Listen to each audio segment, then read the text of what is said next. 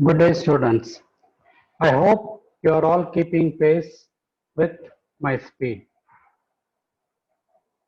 Welcome to Rats in Pathology.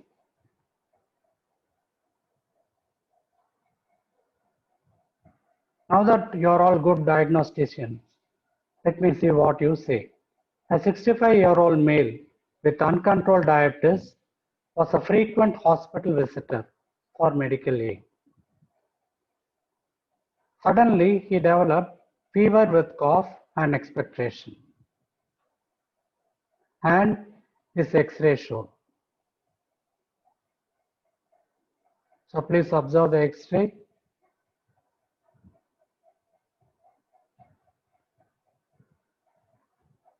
What is your diagnosis? Discuss the etiopathogenesis, morphology, and differential diagnosis. As I always promised, my target will be UQ. IQ is equal to UQ.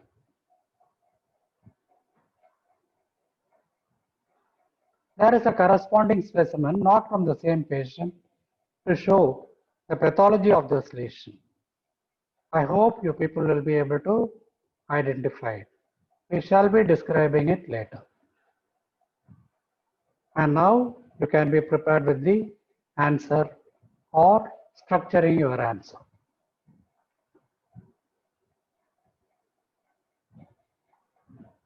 This is the original picture that I had shown earlier. And in this, I find that there are areas of opacities. In some areas, it is large and it is distributed towards both the lungs. We call it as patchy areas of opacity, meaning consolidation. And we had seen this in a previous class. In this, you find that it is uniform. An entire lobe has been affected. So the difference between this. Yes, you are right. So it is a lobar pneumonia and this is a bronchopneumonia.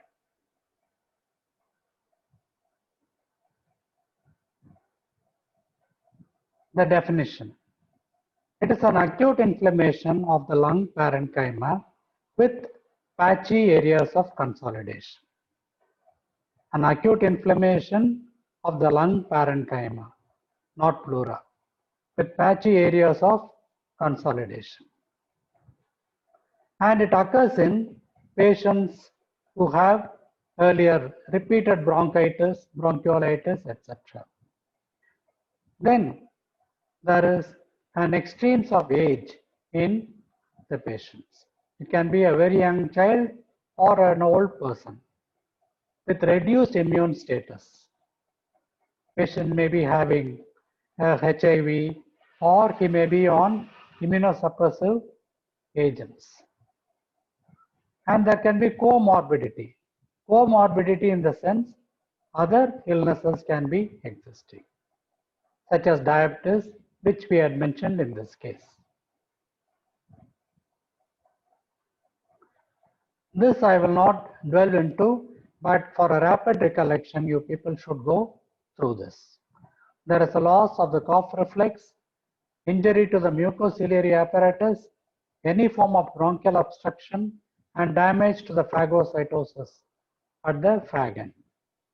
So any of these can lead to a defect in the defense mechanism. And ultimately you find that there can be the cellular defect also. All of this can lead to a pneumonia.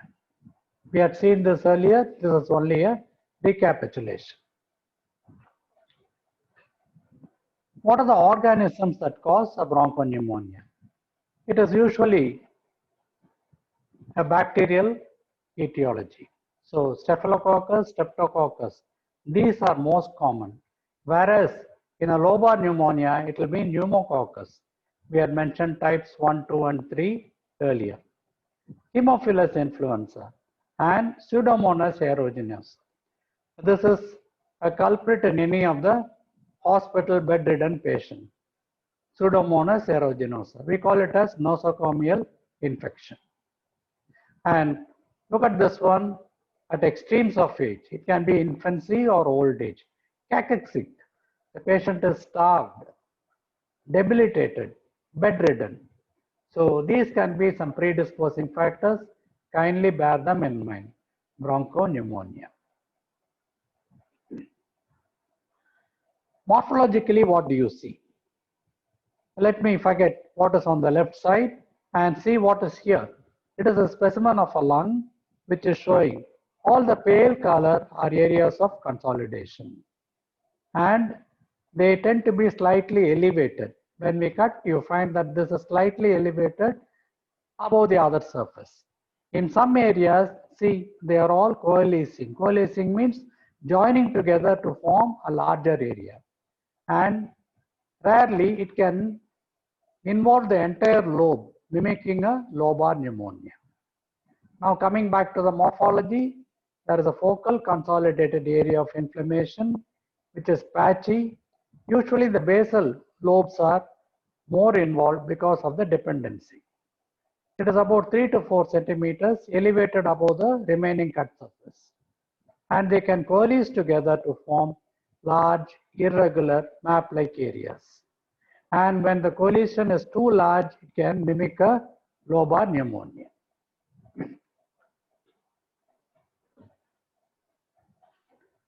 The gross picture we had finished and microscopy.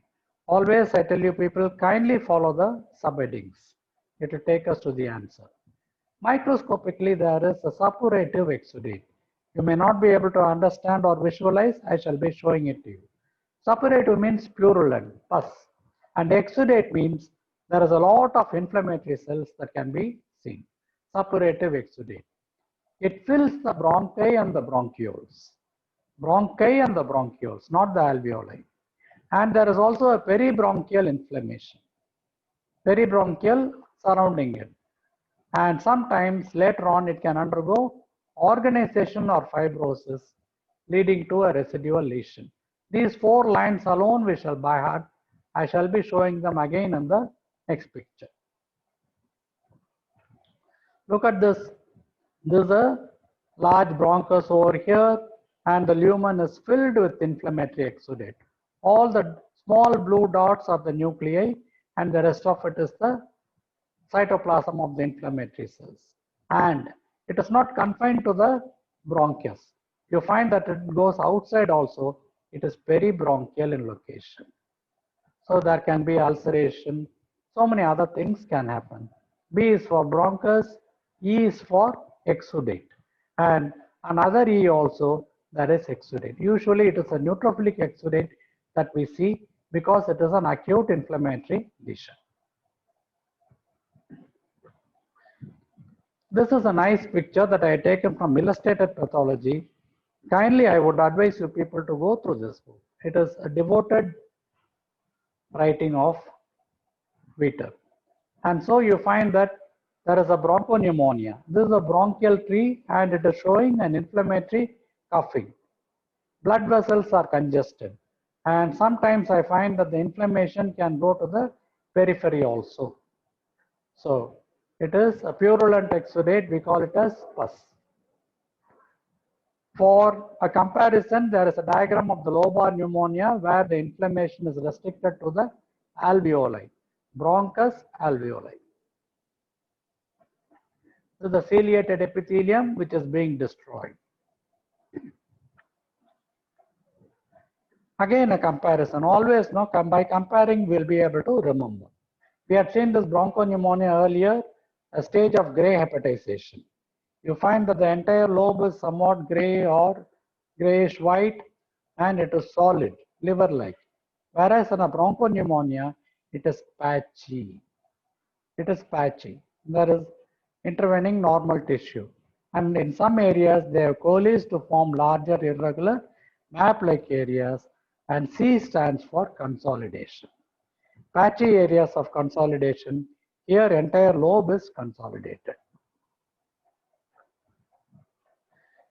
This is something that we should remember. I had projected in the earlier class also, but please. In a bronchopneumonia, the patient is debilitated. He has extremes of age. And the organism is not as virulent as in lobar pneumonia.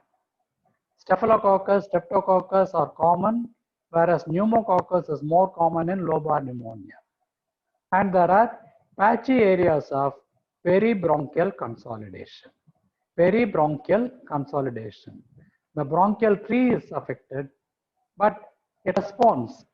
There will be some amount of morbidity. Morbidity in the sense it will cause a damage by crisis. And it falls by crisis. Sometimes you find that there can be complication. Patient is already debilitated, and therefore there will be some residual lesion that can happen. Lung abscess, empyema can occur. When it spreads, there is a lung abscess and there is an empyema. Empyema is pus in the thoracic cage. And these things we have already seen. Something. Pores of Kohn will help us to understand.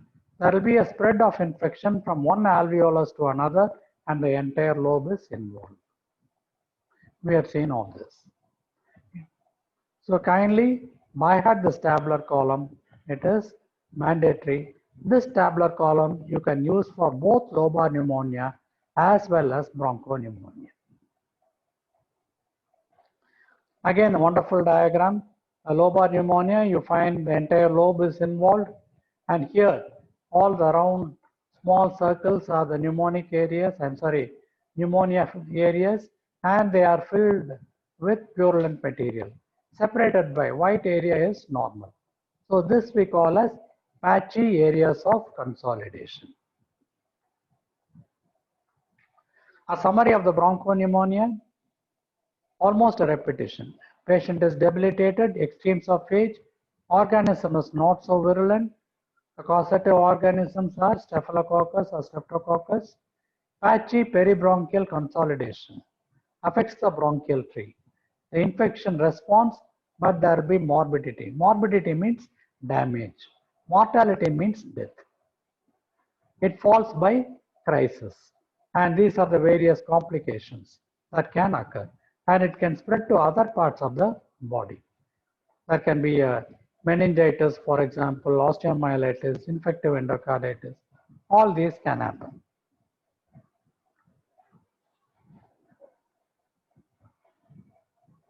The question that we usually get is classify pneumonia. We have seen two main types, the lobar pneumonia and the bronchopneumonia. This is another type of pneumonia, and it is called aspiration pneumonia. I got only the histological picture. This is a alveolar sac, and I am finding multiple cells which are large. This is the nucleus, and when I look at the cytoplasm, it has got a spongy appearance. Spongy appearance. These cells are called foamy macrophages. They are only macrophages, but since they are having a cytoplasm which is foamy, we call them as foamy macrophages. This is what we see in a case of aspiration pneumonia. Now, what causes aspiration pneumonia?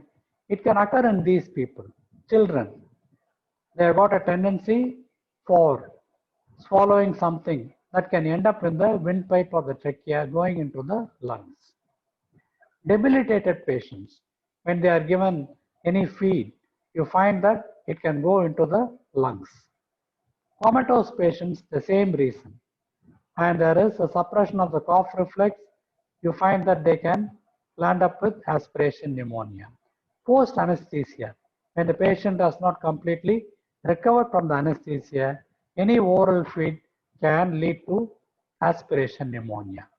And the last one is oily nasal drops. Nasal drops we do give for anything.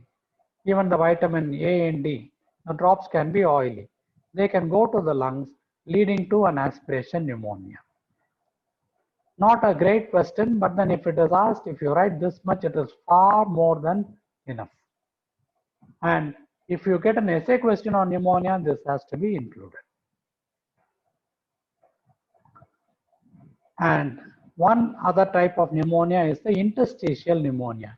Interstitium means in between. So these are all the alveolar sacs. The colorless ones are the alveolar sacs, and in between I am finding a mild thickening, and the dots are the inflammatory cells. Dots are the inflammatory cells. Since it is in between in the interstitium, it is called interstitial pneumonia. This picture has been taken from A.L. Rosen, a pulmonary pathologist who has done a great deal of study in pulmonary pathology. The common organisms which can cause mycoplasma, this one, interstitial pneumonia will be mycoplasma. Viral pneumonia. Viral, it can be Coxsackie virus types A and B. Of late, COVID, the coronavirus, it can also lead to interstitial pneumonia. That is a thickening. And what do we see microscopically? The infiltrates lymphocytes and plasma cells. Lymphocytes and plasma cells. One simple way of remembering, bacteria think of neutrophils. Viruses think of lymphocytes and plasma cells. If it is tubercle bacilli, it can be again lymphocytes and plasma cells, along with macrophages. Bacteria alone, it will be neutrophils. So this is what we people are seeing. You find that there is a lobar pneumonia and then a bronchopneumonia. And what have we seen here so far?